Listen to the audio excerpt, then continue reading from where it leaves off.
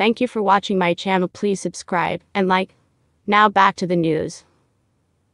Never has a fight for second place been so nasty and lively. With the party's 800-pound gorilla taking a pass on the first presidential skirmish, most of the 8 rivals who made the cut tore into each other like hungry wolves. It was a delicious 2 hours, if only because it allowed the top contenders to get a public hearing without Donald Trump's antics and baggage overshadowing them.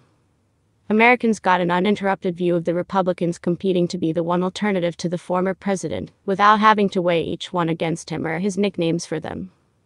Still, with a few exceptions, notably Christie and Nikki, the GOP rivals were pussycats when it came to dissecting Trump, reflecting the fact that they haven't figured out how to criticize the former president without alienating his supporters. No badges of courage there.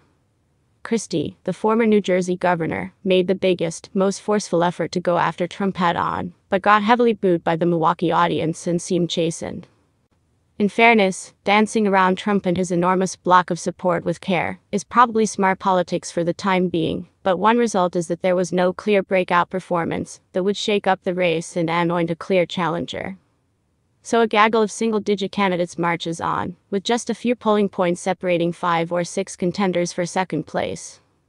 That's not surprising at this stage, with nearly 5 months to go before the Iowa caucuses. But a day of reckoning must be coming or Trump will waltz to the nomination.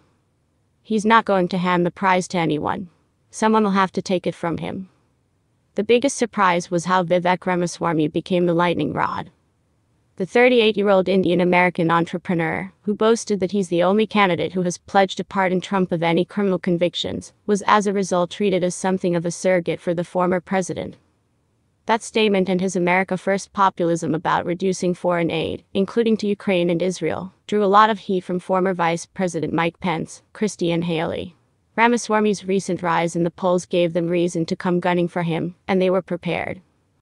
In response, he was quick with the quip and gave as good as he got, and the heated back and forth made him seem as if the others viewed him as the most serious contender.